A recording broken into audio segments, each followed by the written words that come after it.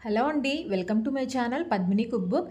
ఇవాళ అయితే నేను ఒక మంచి స్వీట్ రెసిపీ చూపిస్తున్నానండి. ఇన్‌స్టాంట్‌గా మీకెప్పుడైనా స్వీట్ తినాలనిపించినా, లేదంటే దేవుడికి ప్రసాదంగాను, లేదంటే పండగలకి ఇప్పుడు ఉగాది కూడా వస్తుంది కదా! ఉగాది పండగకైనా కూడా సింపుల్‌గా అయిపోయే ఈ హల్వా పూరి రెసిపీని ఎలా తయారు చేసుకోవాలో ఈ వీడియోలో అయితే చూపిస్తున్నాను. చాలా ఈజీ అండి. చాలా తక్కువ టైంలోనే చేసుకోవచ్చు. దీనికోసమైతే ముందుగా బౌల్ తీసుకొని అందులోకి 1 కప్పు దాకా మైదా పిండిని తీసుకోవాలి. ఒక చిటికెడు ఉప్పు కూడా తీసుకోవాలి. ఈ హల్వా పూరి రెసిపీ బేసిక్‌గా మైదాతోనే చేస్తారండి. అందుకని నేను మైదా చూపిస్తున్నాను. మీరు గోధుమ పిండితో కూడా చేసుకోవచ్చు కావాలంటే. కొద్ది కొద్దిగా నీళ్లు పోసుకుంటూ పిండిలాగా కొంచెం మెత్తగా ఉండేలాగా కలుపుకోవాలండి. తర్వాత ఇందులోనే కొద్దిగా నూనె కూడా వేసేసుకొని ఒక్కసారి బాగా ఒక నిమిషం పాటు పిండి అంతటికి కూడా పట్టేలాగా బాగా కలుపుకోవాలి. మనం బొబ్బట్లకి ఎలా అయితే పిండిని కలుపుకుంటామో అలాగే ఉండాలండి. బాగా గట్టిగా కాకుండా, మరీ లూజ్‌గా కాకుండా ఇలా కొద్దిగా మీడియంగా ఉండేలాగా కలుపుకోవాలి. ఇప్పుడు మూత పెట్టేసి పక్కన పెట్టుకోవాలి. ఇప్పుడు ఇందులోకి హల్వా తయారు చేసుకోవడం కోసం స్టవ్ వెలిగించి బాండీ పెట్టుకొని అందులోకి 1 స్పూన్ దాకా నెయ్యి వేసుకోవాలి. ఏ కప్పుతో మైదా తీసుకున్నామో అదే కప్పుతోనే అరకప్పు దాకా బొంబాయి రవ్వను వేసుకోవాలండి. ఇప్పుడు ఈ బొంబాయి రవ్వ పచ్చివాసన అంతా పోయే వరకు ఇలా నేతిలోనే ఒక 2 నిమిషాల పాటు బాగా వేయించుకోవాలండి. అప్పుడే మనకి హల్వా పూరీలు తినటానికి చాలా టేస్టీగా ఉంటాయి. అలాగే 2, 3 రోజులైనా కూడా పాడవ్వండి. కొంచెం రవ్వని ఇలా వేయించుకొని చేసుకోవటం వల్ల. తర్వాత ఇందులోనే అరకప్పు దాకా పంచదార వేసుకోవాలి. స్వీటు మరీ ఎక్కువగా ఉండదండి. కొద్దిగా మైల్డ్‌గానే బావుంటుంది. కరెక్ట్‌గా సరిపోతుంది. అరకప్పు రవ్వకి అరకప్పు పంచదార అలాగే కొద్దిగా యాలకుని దంచి కూడా వేసుకోవాలి. తర్వాత ఇందులోనే 1 కప్పు దాకా నీళ్లను వేసుకోవాలండి. మీరు పాలతో చేసుకుని పాలతో అయినా కూడా చేసుకోవచ్చు. ఇక్కడ నేనైతే వాటర్‌తోనే చేస్తున్నాను. 1 కప్పు దాకా నీళ్లు వేసుకుని మంటని లో ఫ్లేమ్‌లోనే పెట్టుకుని రవ్వంతా కూడా నీళ్ళని పీల్చుకుని కొద్దిగా దగ్గర పడుతూ ఉడికే వరకు ఇలా ఉడికించుకుంటూ ఉండాలి. చూసారు కదా చిక్కబడింది. చాలా తొందరగా అయిపోతుందండి ఈ స్వీట్ అయితే. రవ్వ మొత్తం కూడా ఇలా దగ్గర పడిన తర్వాత ఇంకొక స్పూన్ దాకా నెయ్యిని కూడా వేసుకోవాలి. నెయ్యి వేసి ఇంకొక 2 నిమిషాల పాటు ఈ రవ్వ అంతా కూడా బాగా దగ్గర పడే వరకు ఉడికించుకోవాలండి. మనకి ఇలా ప్యాన్ నుంచి సపరేట్ అయిపోవాలి.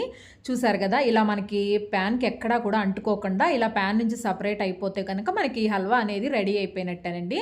ఇప్పుడు స్టవ్ ఆఫ్ చేసుకుని చల్లారబెట్టుకోవాలి. తర్వాత చల్లారిన తర్వాత చేతికి కొద్దిగా నూనెని గానీ, నెయ్యిని గానీ అప్లై చేసుకొని మన చేతికి అంటుకోకుండా చిన్న చిన్న ముద్దల్లాగా చేసుకోవాలండి. మీరు ఏ సైజులో హల్వా పూరీలు తయారు చేసుకోవాలి అనుకుంటున్నారో ఆ సైజుకి తగ్గట్టుగా బాల్స్‌ని తయారు చేసుకోండి. ఇక్కడ నేనైతే కొద్దిగా మీడియం సైజులో చేసుకుంటున్నాను. మీరు చిన్నవి అయినా చేసుకోవచ్చు, ఇంకొంచెం పెద్దవైనా కూడా చేసుకోవచ్చండి. పిండి మొత్తాన్ని కూడా ఇలాగే అన్నిటిని ముద్దలాగా చేసుకుని పక్కన పెట్టుకోవాలి. చూసారు కదా ఒక అరకప్పు పిండితోనే మనకి ఎన్ని బాల్స్ అయినాయో కొలత కరెక్ట్‌గా తీసుకుంటే మనకి హల్వా అనేది గట్టి పడకుండా ఉంటుందండి. హల్వా గట్టిగా ఉంది అంటే గనక మీరు పిండిలో పెట్టి ఒత్తినప్పుడు సరిగ్గా రావండి. కాబట్టి కొద్దిగా మెత్తగానే ఉండాలి. తర్వాత ఇక్కడైతే నేను బటర్ పేపర్ తీసుకున్నాను. మీరు ఆయిల్ పేపర్ అయినా తీసుకోవచ్చు. లేదంటే పాల ప్యాకెట్ ఏదైనా మనం బొబ్బట్లు ఎలా అయితే చేసుకుంటామో అలాగే ఇక్కడ నేనైతే బటర్ పేపర్‌కి కొద్దిగా ఆయిల్ అప్లై చేసుకొని ఒక చిన్న పిండి ముద్దను తీసుకొని కొద్దిగా ఇలా స్ప్రెడ్ చేసుకుంటున్నానండి. అందులోకి మనం తయారు చేసుకున్న హల్వాని కూడా పెట్టుకొని ఇలా మొత్తం అంతా కూడా స్టఫింగ్ ఎక్కడికి బయటికి రాకుండా ఇలా మొత్తం అంతా కూడా అడ్జస్ట్ చేసుకుని పెట్టేసుకోవాలి. మైదాతో చేసుకోవటం అయితే చాలా ఈజీ అండి. ఎందుకంటే కొద్దిగా చేతికి ఆయిల్ అప్లై చేసుకుంటే మైదా మీకు ఎలా అయినా కూడా సాగుతుంది కాబట్టి కొద్దిగా పిండి ముద్ద సరిపోతుందండి. మైదా కూడా మరీ ఎక్కువగా తీసుకోకూడదు. మైదా తీసుకున్న దానికిను మనం తీసుకునే లోపల స్టఫింగ్ అనేది కొద్దిగా ఎక్కువగా ఉండాలి. మైదా తక్కువ ఉండాలి. లోపల స్టఫింగ్ అనేది ఎక్కువ ఉండాలి. అప్పుడే మనకి హల్వా పూరీలు టేస్ట్ చాలా బాగా వస్తాయండి. చూసారు కదా ఇక్కడ కొద్దిగా మనం అరిసెలు ఎంతైతే మందంగా చేసుకుంటామో అలా ఉండేలాగా ఉండాలండి. మరీ లావుగా ఉండకూడదు. పైనున్న మైదా కూడా మనకి చాలా పల్చగానే ఉండాలి. స్టఫింగ్ బయటకి రాకుండా అన్నిటినీ కూడా అలాగే తయారు చేసుకోవాలి. ముందుగా ఒక 4, 5 తయారు చేసుకుని వేయించుకుని మళ్ళీ ఇంకొక 4, 5 అలా వాయిల్ ప్రకారంగా తయారు చేసుకోండి. ఇక్కడ నేనైతే స్టవ్ వెలిగించి డీప్ ఫ్రైకి సరిపడా ఆయిల్ పెట్టుకున్నాను. ఆయిల్ ఇలా మీడియం హీట్లో బాగా కాగిన తర్వాత అప్పుడు ఒక్కొక్కటిగా పూరీని వేసుకుని 2 వైపులా కూడా మంచి కలర్ వచ్చే వరకు వేయించుకోవాలండి. చూసారు కదా చక్కగా పొంగుతూ వస్తాయి ప్రతిదీ కూడా. చాలా బాగుంటాయి కూడా టేస్ట్. ఇలా మంచి కలర్లోకి రావాలండి. ఇలా కలర్లోకి వచ్చిన తర్వాత తీసేసుకోవాలి. ఒక్కొక్కసారి 2, 3 కూడా వేయించుకోవచ్చండి ఒకటేసారి. చిన్న సైజులో చేసుకున్నట్టయితే కనుక 2, 3 ఒకటేసారి కూడా వేయించుకోవచ్చు. తర్వాత ఇంకొకటి కూడా వేసి చూపిస్తాను. చూసారు కదా ఇలా ఉండాలి. మనకి పైన ఉన్న మైదాపిండి లేయర్ అనేది చాలా తక్కువగా ఉండాలి.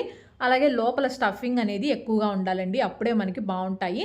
మీరు పైన మైదా ఎక్కువ తీసుకున్నట్టయితే కనుక అవి అప్పడాల్లాగా అయిపోయి మనకి తినటానికి అంత టేస్టీగా అయితే అనిపించవు. ఇలాగే అన్నిటినీ కూడా మంచి కలర్ వచ్చే వరకు వేయించుకోవాలి. చూసారు కదా, ఒక అరకప్పు రవ్వతోనే మనకి ఎన్ని హల్వా పూరీలు అయితే తయారైపోయాయో. చాలా సింపుల్ అండి. ఫస్ట్ టైం చేసేవాళ్ళు కూడా ఈజీగా చేసేయచ్చు. మైదాతో చాలా ఈజీగానే వస్తాయి. నేను కలుపుకున్న మైదా పిండికైతే ఇంకొక 2 అయితే మిగిలిపోయాయండి. ఇక్కడైతే తుంచి చూపిస్తాను చూడండి ఎంత బాగా వచ్చాయో. పైన లేయర్ అంతా కూడా క్రిస్పీగా ఉంటుంది. అలాగే లోపల తినటానికి చక్కగా సాఫ్ట్గా జ్యూసీగా చాలా బాగుంటుంది. లోపల స్టఫింగ్ కూడా ఎక్కువగా ఉంటే మనకి చక్కగా స్వీట్గా తినటానికి చాలా బాగుంటుందండి. ఇంటికి ఎవరైనా వచ్చినప్పుడు అప్పటికప్పుడు వీటిని తయారు చేసుకోవచ్చు. స్వీట్ తినాలనిపించినప్పుడు తయారు చేసుకోవచ్చు. లేదంటే ఉగాది పండగకి కానీ ఎలాంటి పండగల్లోనైనా ప్రసాదంగా కూడా తయారు చేసుకోవచ్చండి. తప్పకుండా చూడండి, ట్రై చేయండి. Thanks for watching.